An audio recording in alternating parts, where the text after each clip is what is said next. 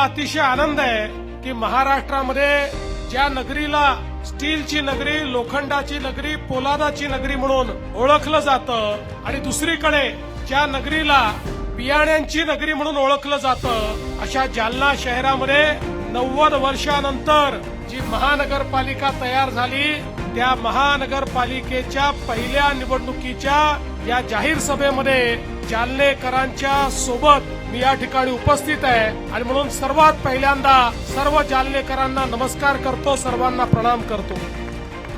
आपल्याला कल्पना आहे हे शहर एक अत्यंत महत्वाचं अशा प्रकारचं शहर आहे. या ठिकाणी मोठ्या प्रमाणात स्टील इंडस्ट्री आहे, पोलाद आणि लोखंड तयार होतं आणि म्हणून या ठिकाणी मागच्या काळामध्ये आपण ड्रायपोर्टची निर्मिती केली, समृद्धी महामार्गाची निर्मिती केली. मी 5-10 वर्षापूर्वी सांगायचो, ज्यावेळेस समृद्धीचं काम सुरू केलं की पुढच्या काळामध्ये संभाजीनगर आणि जालना हेच आमच्या इंडस्ट्रीचं मॅग्नेट होणार आहे. त्यावेळी लोकांना ते खरं वाटत नव्हतं, पण आज हे होत आहे.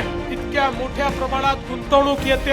आमच्या सामान्य आमच्या कुटुंबातल्या मुलांच्या हाताला यापुढे काम मिळणार आहे आणि त्याकरता खऱ्या अर्थानं मोठ्या प्रमाणात ड्रायपोर्टचं काम आपण केलं. आणि एवढंच नाही तर रावसाहेबांच्या आग्रहाखातर देशातली सगळ्यात मोठी संस्था आयसीटी, त्या आयसीटीची ब्रँच देखील आपण या ठिकाणी जालन्यामध्ये मंजूर केली.